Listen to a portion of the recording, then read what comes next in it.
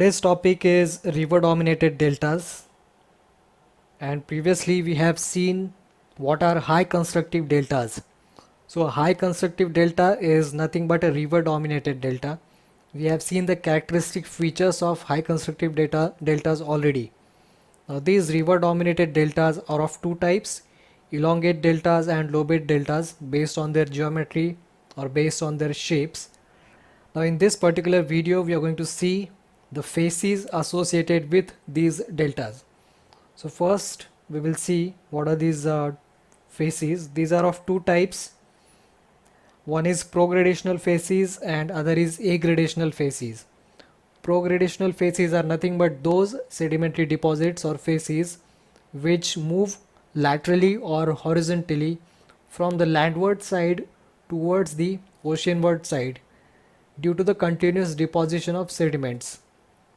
So the transportation of sediments by bed load and suspended load results into the movement of delta towards the oceanward side. So progradation of land is nothing but the regression of sea, if you know what is transgression and regression. So progradational facies include prodelta facies, which is the bottommost part of the delta, which is formed as a result of settling of fine sediments in the deep sea. Then it is overlain by delta front facies, which includes channel mouth bar facies, that is the sand which is deposited at the mouth of delta distributary channel. So remember this, the progradational facies consist of prodelta facies and delta front facies, including the mouth bar facies.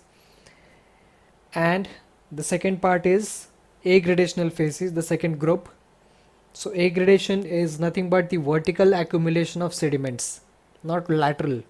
So vertical accumulation means the delta plane, the topmost part of the delta. So this group includes the delta distributary channels, levees which are formed on the either side of delta distributary channels, then crevasses or cracks, and the sediments which spread out from these cracks, which is called as crevasse play, interdistributary channels and interdistributary clay facies. So all the sedimentary deposits which are seen on the delta plane or top of the delta are grouped into aggradational facies. So these are two different groups of facies which are mostly seen in case of river dominated deltas, either elongate delta or lobate delta.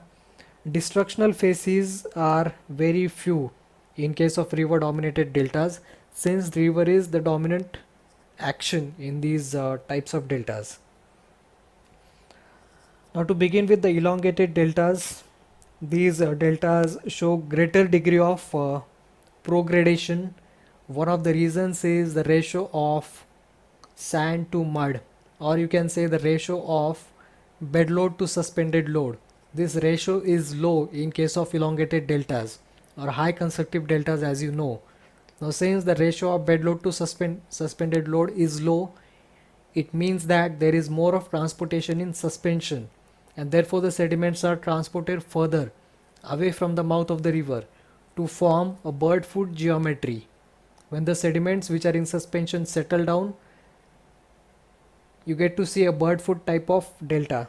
So that is the reason pro-delta mud is relatively thick in case of elongated delta. Progradation is maximum and deposition of the sediments is rapid if you compare that with the lobate type of delta. You can see the diagram here. These are the delta distributary channels, then the mouth bar. These are mouth bar deposits. So pro delta, delta front and mouth bar, this portion becomes the part of prograding facies, that is the facies which is moving towards the seaward side, and everything which is on the top, this becomes the aggradational facies. Now this is one more block diagram representing different parts of elongated delta.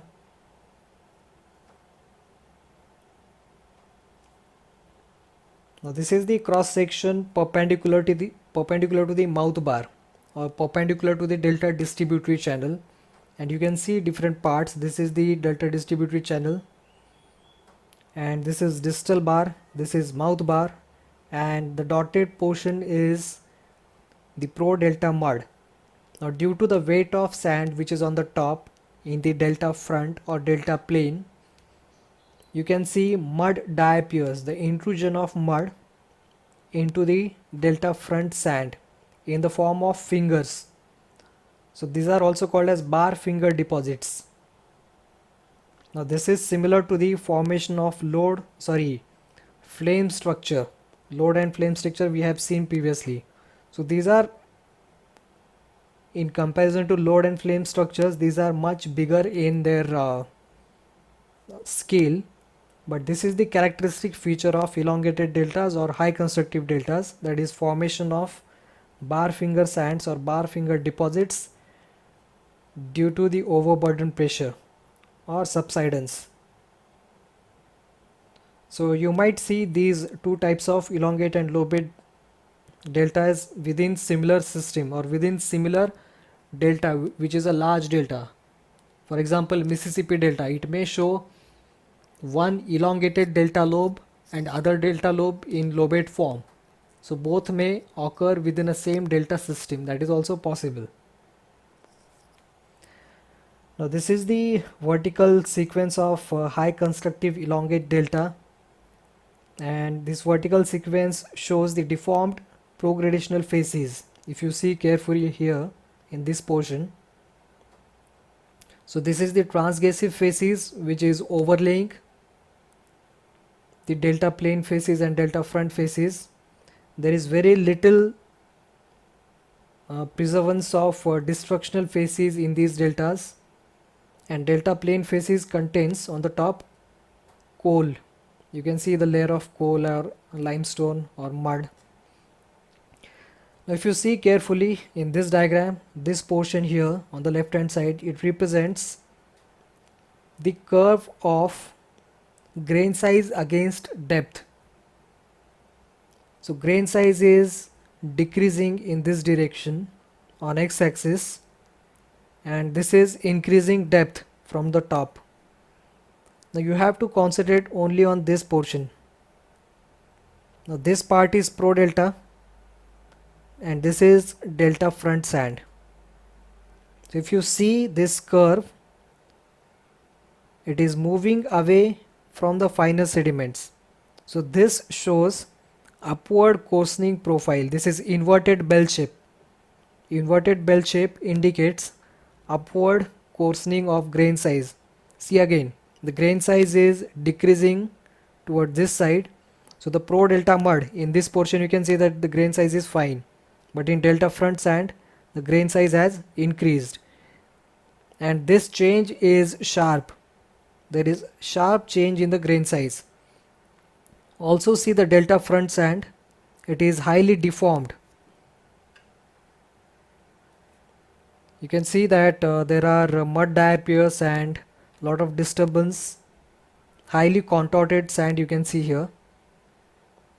So this is the characteristic feature of elongated deltas that you have to remember. The delta sand body is narrow and it shows presence of mud diappears or contorted sand within the delta front. Also the contact between the pro delta and delta front is sharp. Now this is again an example of elongated delta, and you can see various faces of these deltas are marked here. Now this is the electrical log pattern of elongated delta when a electrical log or wireline log is run over the sediments deposited by the elongated delta. Now this is the gamma ray log here. There are various logs that can be run and observed. Now in case of gamma ray log detects the natural radioactivity of the rock. Natural radioactivity means certain rocks or sediments contain elements which emit gamma rays. So finer sediments contain more of radioactive elements, and coarse sediments being coarser do not preserve these radioactive elements. So indirectly, the gamma ray response gives you information about the grain size. You can remember only this for now. So if you see this gamma ray response, the gamma ray response is decreasing upward. This is the scale for gamma ray response from low count low count to high count in this direction. So with shallowing depth, the count is decreasing. So if you have fine materials in the pro delta shale, it gives you high gamma ray or high radioactive count. And in case of delta front sand, which contains less amount of radioactive elements, the gamma ray count goes on decreasing. So all these patterns and interpretation of logs you'll be studying in the next semester. For just in this case, you can just remember that the gamma ray response shows upward decrease in the radioactive elements in case of elongated deltas. Now coming to the next topic, that is lobate delta. Compared to the elongated deltas, the pro delta mud is thinner. It shows well bedded sheet like delta front sand, and delta front shows presence of growth faulting as against the deformed or contorted bar finger sands in the elongated delta. Remember this point, this is important. The difference between elongated delta and lobate delta. Elongated deltas show deformed and contorted sand with bar finger sands, whereas delta front of lobate delta shows presence of growth fault or growth faulting. So these are formed when there is slow deposition and discontinuous discharge, as against elongated deltas where the discharge is continuous and fast. Also, the ratio of bed load to suspended load is higher in case of lobate deltas than in case of elongated deltas. So these growth faults indicate the effect of mud compaction or subsidence of the delta lobe. Now this sketch here represents the influence of waves on the geometry of elongated delta. Now this scale begins from the left hand side. So when the influence of waves is little or least, as you can see here, influence of waves is least here on the left hand side and it is increasing towards the right hand side. So when it is least, a delta is lobate in shape, provided other conditions. With increasing influence of waves, this lobate delta becomes arcuate or cuspate. With further increasing influence of waves, it becomes completely cuspate shaped. And finally, you will see formation of barrier bars parallel to the coastline. Also see the sediment input. It is from the top side, and the waves and tides that are acting on this delta are from this side, from here. So with increasing influence of waves, the delta becomes arcuate, cuspate, and finally you see formation of barrier bars parallel to the coastline. Now again we'll see one more diagram here. We were looking at this transitional phase in the last diagram, change from lobate to cuspate delta with increasing wave dominance. This we have seen previously under delta cycle. What happens with increasing marine influence? Elongated delta becomes lobate and lobate becomes cuspate. So same thing here, the only transitional phase between the lobate delta and cuspate delta is shown here in the magnified manner. Now this is the cross section through a lobate delta where you can see growth faulting. Now growth fault is nothing but a normal fault or gravity fault. The difference is that here the faulted surface is concave and these are syn sedimentary depositional faults. So normal gravity or normal fault is formed as a result of tectonic activity after the deposition is over. But here, when the deposition is going on, due to the thick layer of sediments or overburden pressure, faulting is taking place when the deposition is going on. So these faults are called as growth faults, and you can see parallel growth faults. There are various combination of these growth faults which can be seen in case of low bed deltas. So that is called as spatial arrangement of facies that exist or happens due to the growth faulting. That is altogether different topic. We are not going to go into that and the details of that. But for now you can remember that these growth faults are very important from the point of view of hydrocarbon accumulation. Large number of petroleum reserves are found in vicinity of these growth faults within the delta systems, including the Mississippi Delta. So I'll make a different video on that topic where you can see uh, different types of traps associated with deltas. Now, just for additional information, I'll tell you that one of the largest cities in United States, that is Houston in Texas, it is on these growth faults which are in the Mississippi Delta lobe, one of the Mississippi Delta lobes. Now this is the diagrammatic representation and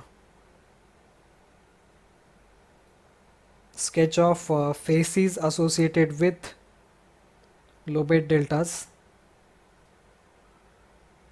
and this is the cross section through the lobate delta. Now similar graph is shown here where you can again see increasing grain size toward this side from fine to coarse and increasing depth from top to bottom. Now see what is the difference here. In comparison to elongated delta, the transition between the delta front and pro delta is gradual. Slowly it is changing the grain size. Okay, and also see this vertical profile here. The contact between the pro delta and delta front is more gradational in case of lobate deltas, and you won't see distorted or contorted sand here. More of horizontal sheet sands are seen in the delta front sand of lobate delta. So this is all about the elongated and lobate deltas. In the next video we will see tide dominated and wave dominated delta facies, and after that finally I'll conclude with the oil and gas traps associated with the delta systems.